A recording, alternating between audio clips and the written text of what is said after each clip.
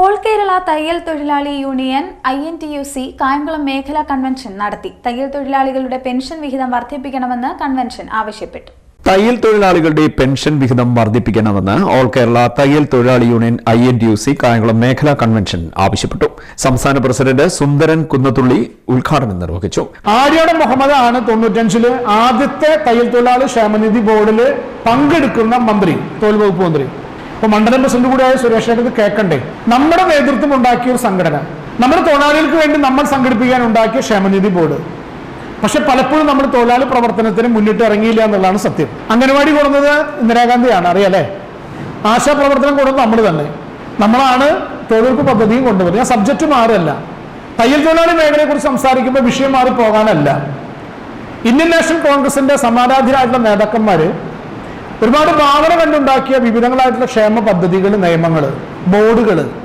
പക്ഷെ ഉണ്ടാക്കാൻ നമ്മൾ കൊണ്ടു നടക്കാൻ മറ്റുള്ളവർ, നമ്മൾ പണിയെടുക്കാൻ അല്പം മടിയാണ്. ഞാനും നിങ്ങളും മടിക്കാരാണ്. അങ്ങനെയാണ് നമ്മളുണ്ടാക്കിയ ക്ഷേമനിധി ബോർഡ് മറ്റു സംഘടനകളുടെ ആളുകളെ കൂട്ടി തൊഴിലാളികളായിട്ട് ബന്ധപ്പെട്ട് പോയത് എന്ന് പറയാൻ മാത്രമാണ് സൂചിപ്പിച്ചത്. ഇവിടെ നമുക്കൊരു വലിയ ബാധ്യതയുണ്ട്. കോൺഗ്രസിന്റെ ഉന്നതരായിട്ടുള്ള നേതാക്കന്മാർ ഭാവന ചെയ്തുകൊണ്ട് 16 ക്ഷേമ ബോർഡുകളാണ് കേരളത്തിലുള്ളത്. എന്റെ അറിവ് ശരിയാണെങ്കിൽ 1970-ലാണ് കള്ളുചെത്ത് തൊഴിലാളി ക്ഷേമ ബോർഡ് ഉണ്ടാവുന്നത്. ഏറ്റവും അവസാനത്തേത് കാണുന്നത് അസംഘടിത മേഖല തൊഴിലാളിയാണ്. 95-ഓടുകൂടി തയ്യൽ തൊഴിലാളി ക്ഷേമനിധി ബോർഡ് ഉണ്ടായി. അങ്ങനെ വരുമ്പോൾ ഈ 16 ക്ഷേമനിധി ബോർഡിൽ ഭൂരിപക്ഷം ഉണ്ടാക്കിയതും കോൺഗ്രസ് നേതാക്കന്മാരാണ്.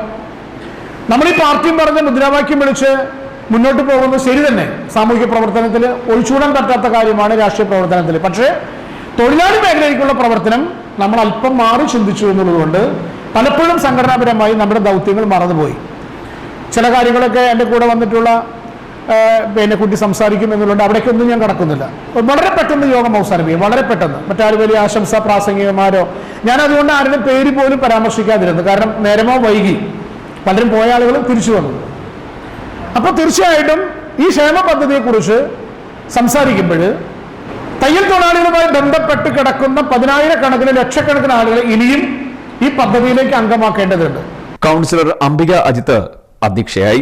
INTUC സംസ്ഥാന എക്സിക്യൂട്ടീവ് അംഗം ആമ്പക്കാട് സുരേഷ്, ജില്ലാ സെക്രട്ടറി M വിജയകുമാർ, ദീപക് എരുവ, ഹാഷിം ചേട്ട്, PS ഷീജാദേവി, ആദർശ് മഠത്തിൽ, ഏവൂർ പ്രമോദ്, വിദ്യാധരൻ, സജി പത്തിയൂർ തുടങ്ങിയവർ സംസാരിച്ചു. മേഖലാ ഭാരവാഹികളായി അംബിക അജിത്തിനെ പ്രസിഡന്റായും റോഷനയെ സെക്രട്ടറിയായും തെരഞ്ഞെടുത്തു. CD net news, Kayamkulam.